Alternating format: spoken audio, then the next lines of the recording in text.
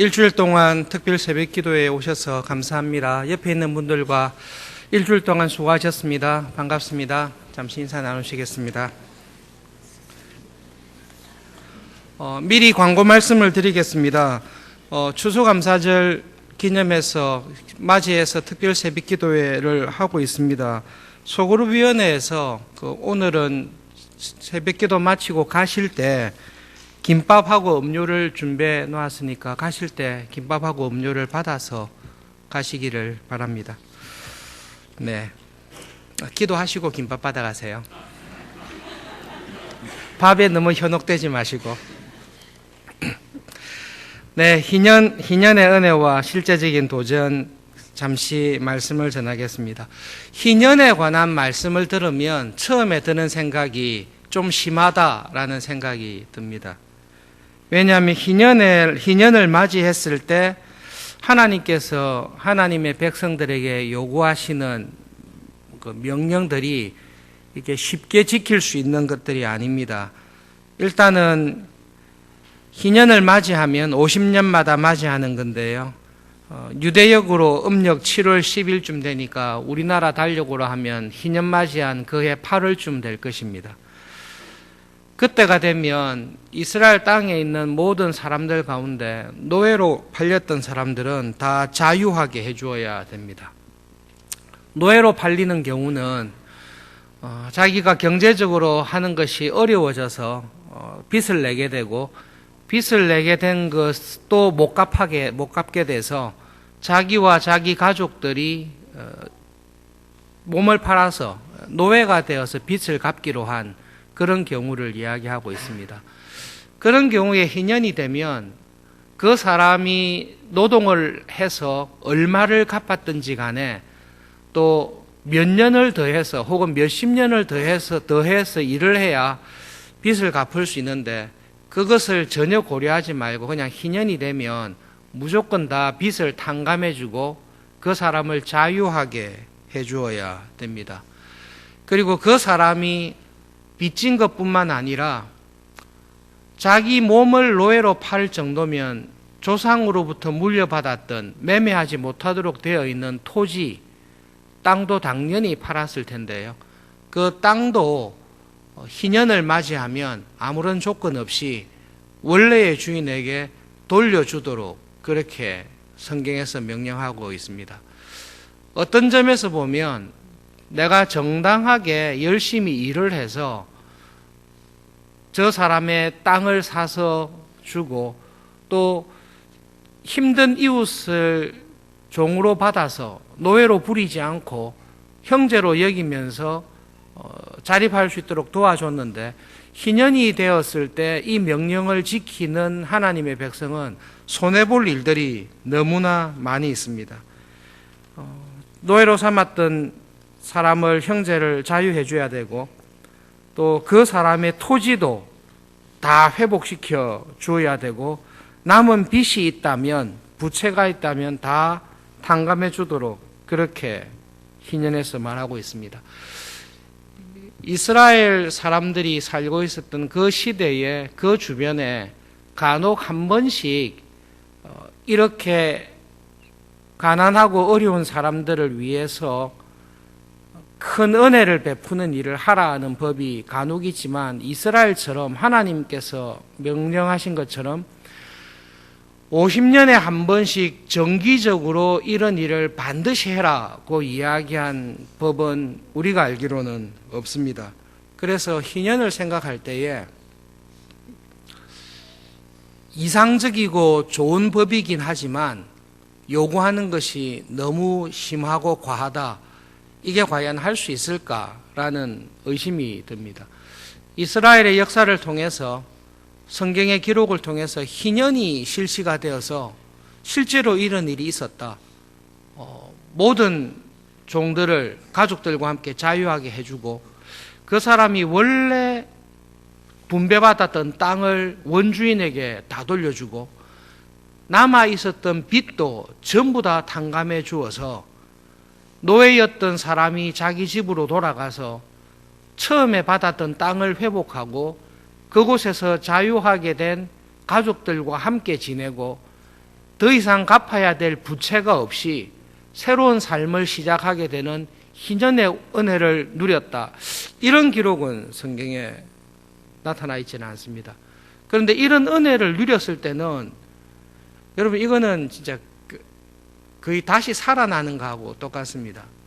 경제적 파산, 소망이 없는 가운데 이런 희년의 은혜를 받은 사람은 어떤 느낌이 드는가 하면 앞이 깜깜하고 소망이 보이지 않는 상황 속에서 가족들과 함께 새로운 인생을, 새로운 삶을 시작할 수 있는 완전한 기반과 터전을 주는데요.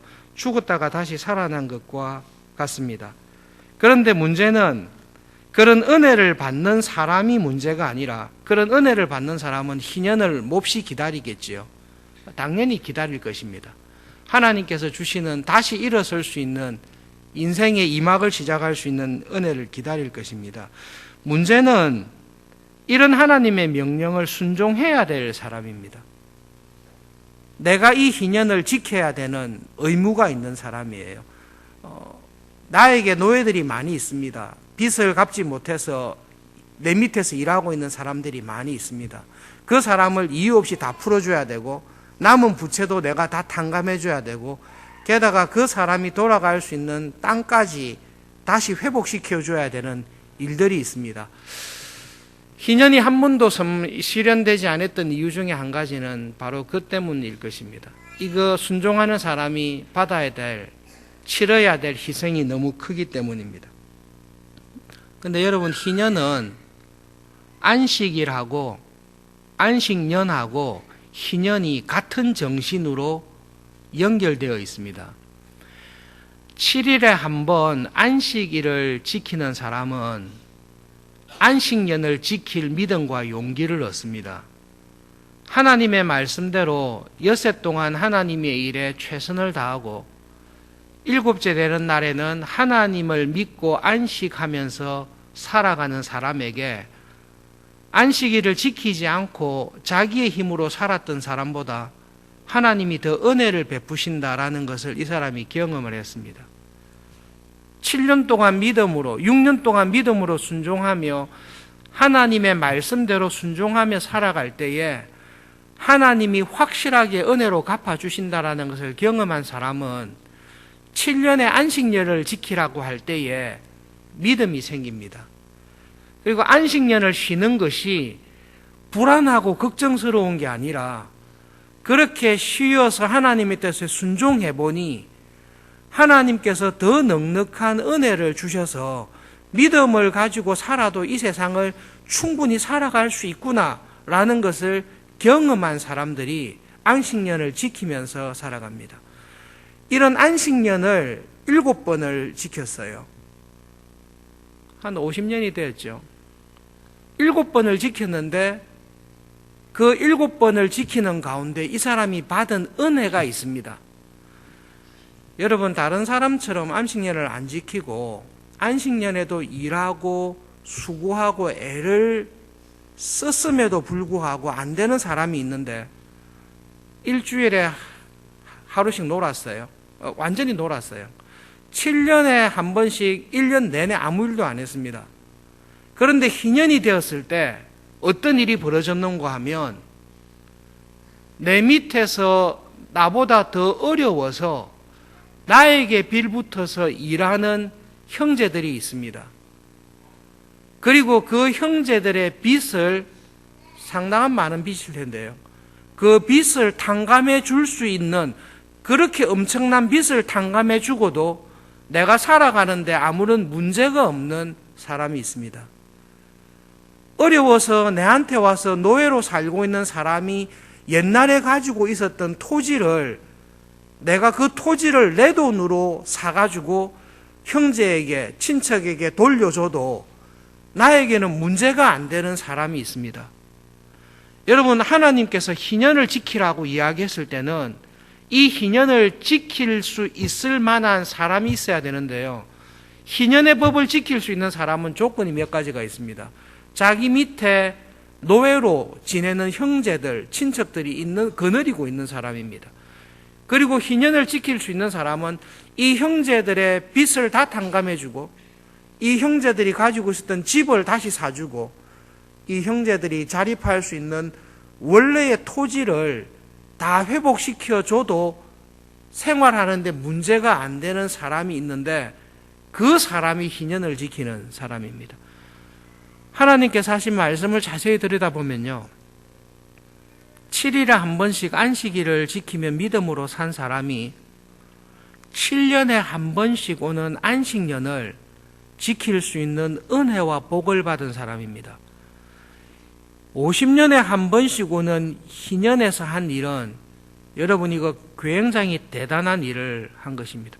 희년을 지켰다라는 기록은 없지만 희년의 정신을 따라서 믿음으로 산 사람은 성경에 기록되어 있습니다. 대표적인 사람이 룻기에 나오는 보아스입니다. 보아스는 기업을 물어주는데요, 나오미의 남편 룻의 시아버지였던 엘리멜렉이 그 아들들과 함께 소유하고 있었던 그 원래의 토지를 룻을 위해서 공짜로 사서 줘도 엘리멜렉은 별로 손해볼 게 없는 그 정도의 하나님의 은혜와 축복을 받은 사람입니다. 여러분, 희년의 핵심이 여기에 있습니다. 희년의 하나님의 명령을 지키는 사람은 결코 쉽지 않은 이 모든 희년에 관한 명령을 넉넉히 지킬 수 있을 만큼 50년간 복을 받은 사람입니다. 그리고 엄청난 경제적인 여러 가지 부담을 지고도 다른 사람을 다시 살리는, 한 집안을 완전히 살려주는 선행을 하고 난 다음에도 자기 집안이 살아가는 일에는 아무런 부족함이 없는 믿음 안에서 하나님의 복을 받은 사람이 희년을 지킬 수 있습니다. 희년의 명령이 내가 가지고 있는 돈을, 내가 벌어서 수고한 재산을 다른 사람을 위해서 써야 된다라고 생각하는 사람에게는 희년의 법은 재앙입니다. 너무 손해볼 게 많습니다. 그런데 희년에 하나님께서 하신 명령을 지금 내 밑에 일하는 종들이 이렇게 많고 내가 이 사람을 아무런 이유 없이 자유하게 하고 이 사람이 나에게 진 빚을 내가 다 탕감해주고 이 사람이 가족을 데리고 살 수 있도록 원래의 토지를 회복해줘도 그 정도의 비용을 제출해줘도 아무런 문제가 없이 살아갈 수 있는 재산과 축복이 나에게 있다는 것을 경험한 사람은 이런 은혜와 복을 하나님께서 나에게 주셨다라는 것을 믿고 고백하는 사람은 희년의 법을 지키는 것은 하나님께서 나에게 주신 이 큰 축복과 은혜에 대해 이렇게 보답할 수 있는, 이렇게 하나님의 은혜에 감사할 수 있는 길을 열어주신 하나님께 하나님 정말로 감사합니다. 제가 기꺼이 이 일을 하겠습니다. 보아스처럼 그 일을 넉넉히 하는 믿음의 자리에 있는 사람입니다. 우리가 세례교인, 학습교인 공부할 때에 교재로 쓰는 책 가운데 따라 예수 따라가네라는 책이 있습니다. 애니 베어드라는 선교사님이 한국 교회 초창기에 있었던 실화를 쭉 기록한 책입니다. 그 책에 보시면 마지막 장면에 굉장히 인상적인 장면이 한 가지 나옵니다. 복음이 전혀 없던 지역이었습니다. 완전히 우상과 노름과 구타와 폭력 속에서 살아가고 있었던 마을에 복음이 전해지고 예수님을 통해서 구원의 은혜를 경험하여서 교회가 성장하는 모습을 그리고 있는데요. 교인이 많아지고 교인들이 하나님의 은혜를 받는 가운데 이제 우리가 예배당을 지어보자, 그걸 결심하게 됩니다. 그래서 예배당을 지을 때 그 교인 한 사람 한 사람이 어떻게 예배당 짓는 일에 헌신했는지에 대해서 그 따라 예수 따라가네 뒤에 보면 있습니다. 그 중에 인상적인 장면이 있는데요.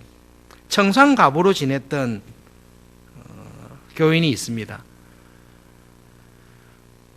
그 교인이 예배당을 짓는 일에 헌금을 하는데 자기가 아무도 모르게 평생 간직해 나왔던 폐물이 있습니다.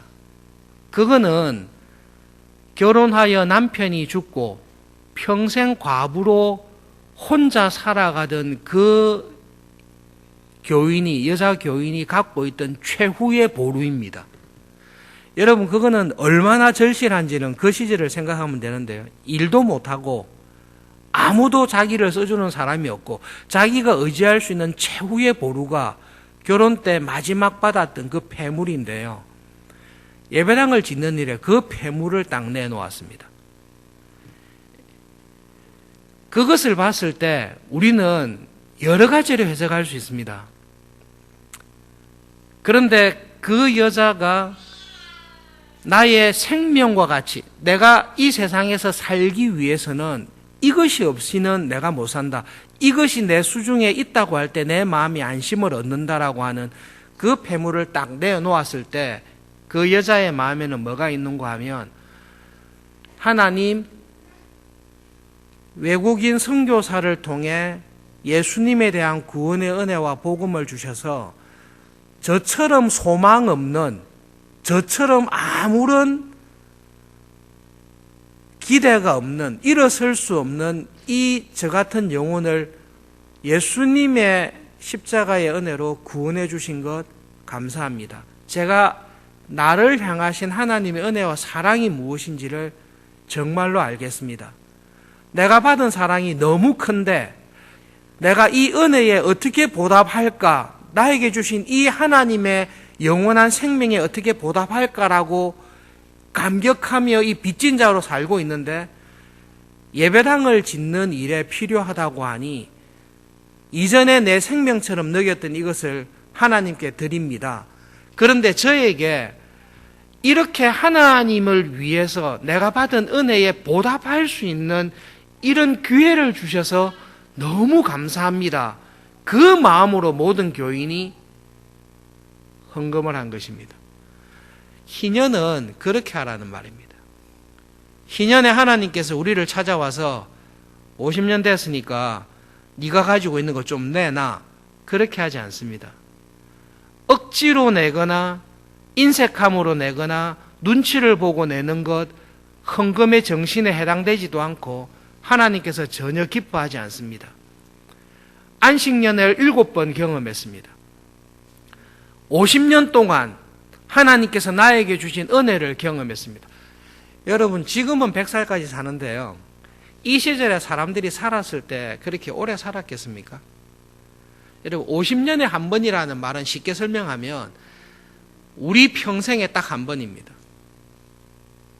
내 평생에 딱 한 번, 나에게 주신, 내가 일생 동안 살아오면서 받았던 하나님의 은혜에 대해서 정말로 하나님 감사합니다라고 그 구원의 은혜에 감사를 표현할 수 있는 길이 무엇인가 하면 희년의 법입니다. 그래서 하나님의 은혜 안에 이 세상을 살아왔던, 믿음으로 살아왔던 교인은 희년을 맞이하고 희년 때 하나님께서 나에게 주신 은혜와 축복을 보니, 하나님 감사합니다. 내 밑에 있는 형제들을 다 자유하게 하겠습니다. 그 형제의 가족들을 내가 다 돌려보내겠습니다. 그런데 그들이 자유하게 돼서 자기 집으로 돌아갔을 때 이제는 독립된 가정으로 하나님의 백성으로 살아갈 수 있도록 토지를 회복시켜주고 그쪽에서 가족이 서서 살아갈 수 있도록 넉넉한 재물도 제가 주겠습니다. 그런데 이게 내게 아니라 나에게 주신 하나님의 풍성한 은혜인 것을 제가 고백합니다. 그 하나님의 은혜에 대한 믿음이 있는 사람이 희년을 실천할 수 있습니다. 그래서 여러분, 희년은 쉽게 이야기하면 평생 한 번 내가 받았던 하나님의 모든 은혜를 진심으로 감사하면서 그 은혜에 대한, 내가 받은 은혜를 어떻게 보답할고, 어떻게 하면 내가 이 받은 은혜를 하나님께 보답할고, 그것을 실천하는 것이 희년입니다. 청년들, 젊은 형제 자매들 나와서 특송을 했는데요, 부모님께 받은 은혜와 사랑이 있을 것입니다. 부모님 생신 때 어머니 생신 축하합니다, 아버님 생신 축하합니다 하시죠. 근데 여러분께서 정말로 이때까지 살아오면서 아버지, 어머니께서 나를 위해 어떤 희생과 사랑을 베푸셨는지를 진심으로 깨닫고 지금 나의 나된 것이 부모님의 사랑과 희생으로 말미암아 내가 이렇게 서게 되었습니다. 그 부모님의 사랑에 진심으로 감사해서 제가 이것을 부모님께 꼭 선물로 은혜에 보답하고 싶습니다 라고 해서 선물을 드린 적이 있습니까? 그런데 그 선물을 드린 것을 생각할 때에 내가 평생에 부모님께 이 선물은 내가 생각하기에도 최선을 다해서 선물을 드렸다. 그런데 내가 받은 사랑에 비해서 드린 선물이 참 받은 사랑에 비해서 부족하지만 내가 할 수 있는 최선을 다해 드렸다. 혹시 그런 기억이 있습니까? 지금 연로하신 장로님, 권사님, 혹시 받은 부모님의 은혜와 사랑에 대해 부모님께 내가 갚았던 효도나 부모님께 드린 선물 가운데 이렇게 남은 것이 있습니까? 그런 것이 있다면 그것을 받은 부모님께서는 평생 그 자녀가 마음과 정성을 다해, 그런데 부모님의 은혜와 사랑에 대해 진심으로 선물한 그 선물을 죽을 때까지 잊지 않을 것입니다. 하나님께서 희년을 만드신 게 그렇게 해서 만드신 것 같습니다. 한번 해보시죠. 하나님의 은혜로 그리스도인이 되었습니다.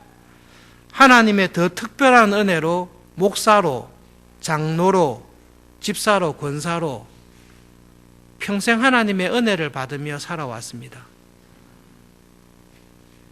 희년을 맞이해서 하나님께서 하신 말씀이 왜 이렇게 어려운 명령을 해서 나를 괴롭게 하나? 하나님의 은혜를 경험하지 못했기 때문에 그렇습니다. 그런데 하나님의 은혜를 정말로 경험한 사람은 50년에 한 번, 이거 평생 한 번밖에 없는 일이네. 내가 100살까지 살 가능성은 거의 없고 50년에 한 번이니까 내 평생 딱 한 번 하라고 하는 일이네. 그런데 내가 이때까지 50년 살면서 받아왔던 은혜가 있습니다. 50년 동안 받은 은혜를 보니까 하나님께서 하라고 하신 희년의 정신대로 법대로 순종해도 나는 끄떡없습니다. 그 정도로 하나님의 은혜를 내가 받았다는 것을 알게 됐습니다. 그 사람이 희년의 말씀을 순종하는 사람입니다. 청년부 형제자매들 특성이 참 인상적인데요. 사람이 많은 교회가 되기보다 사랑이 많은 교회가 되기를 원한다. 첫 가사가 그랬던 것 같은데요. 청년이고 힘이 있고 돈이 많다고 해서 하나님을 사랑하는 거 아닙니다. 부자라고 해서 헌금을 많이 하는 거 아닙니다. 젊다고 해서 교회에 더 많이 충성하는 거 절대로 아닙니다. 힘이 남아 돌기 때문에 하고 싶은 일들이 많습니다. 하나님께 받은 은혜와 사랑이 크기 때문에 하나님께 헌금을 더 많이 드리는 것입니다. 하나님께 받은 은혜가 크기 때문에 나의 젊음을 주님의 교회와 하나님의 나라에 헌신하는 것입니다. 교회를 위해서 일하기 전에, 하나님을 위해서 일하기 전에 하나님께서 나에게 주시는 은혜 안에서 풍성하고 강해지셔야 됩니다. 여러분, 교회가 우리가 하나님의 일을 하자라고 덤비면 교회는 반드시 망하게 되어 있습니다. 교회는 교회를 향해 쏟아 부으시는 하나님의 은혜와 사랑 안에서 강해져야 됩니다. 그것을 놓치면 교회는 다 놓치는 것입니다. 하나님의 은혜와 나를 향하신 사랑 안에서 내가 안식년을 지킬 수 있을 정도의 은혜를 주셨다라고 믿는 사람은 안식년을 넉넉히 지키며 더 큰 은혜에 들어가게 됩니다. 그래서 보통 사람이 생각하기에는 정신 나갔고 불가능한 희년의 명령을 순종하면서 나가는데요. 이 희년의 법을 지키는 사람은 믿음이 좋은 사람이 아니라 하나님의 은혜를 경험한 사람이 희년의 법을 지키게 되어 있습니다. 여러분, 우리가 젊든지 나이가 많든지 이 세상 살아가는 동안 한 가지 일을 꼭 해야 됩니다. 하나님의 은혜 안에서 날마다 자라셔야 됩니다. 아우, 나에게 주신 하나님 은혜 이것으로 족합니다. 내가 받은 거 가지고 하겠습니다. 하나님의 은혜 안에 살아가는 사람은 절대로 그런 생각하지 않습니다. 하나님은 그 본성상 은혜 베푸시기를 기뻐하시지, 하나님은 은혜를 하나 주고 20개를 내라 이렇게 하시는 분 절대로 아닙니다. 희년의 법이 한 번도 지켜진 적이 없지만 보아스와 같은 사람은 희년의 법을 지키며 순종하며 살아갔습니다. 보아스가 자랑했습니까? 아니요, 감사했습니다. 여러분, 신앙이 좋은 것은 자랑하는 게 아니라 감사하는 것입니다. 받은 은혜가 큰 사람은 자기를 높이는 사람이 아니라 하나님의 은혜 안에서 겸손하며 하나님의 은혜에 대한 감사가 커지는 사람이 신앙이 좋은 사람입니다. 사람이 많은 교회보다 하나님께 받은 사랑과 은혜가 많은 교회가 됩시다. 특송한 대로 여러분 이 땅에서 남은 삶을 살아가실 때 내가 하나님께 받은 은혜만큼 그 은혜 안에서 교회를 사랑하시고 그 은혜 안에서 하나님의 법을 지키면서 살아가시기를 바랍니다. 하나님께서 우리에게 주신 그 감사와 은혜의 제일 큰 게 뭔가? 구약에서는 뭐로 나오는가 하면 안식일을 지키고 안식년을 지키고 희년을 지키는데요. 이것을 지킬 수 있는 은혜를 하나님께서 나에게 먼저 주십니다. 말씀을 기억하면서 기도하며 추수감사절 일주일간의 특별 새벽 기도회를 정리하도록 하겠습니다. 하나님, 하나님을 위해서 일하기보다 하나님의 은혜 안에서 감사하며 살아가는 이 은혜의 자리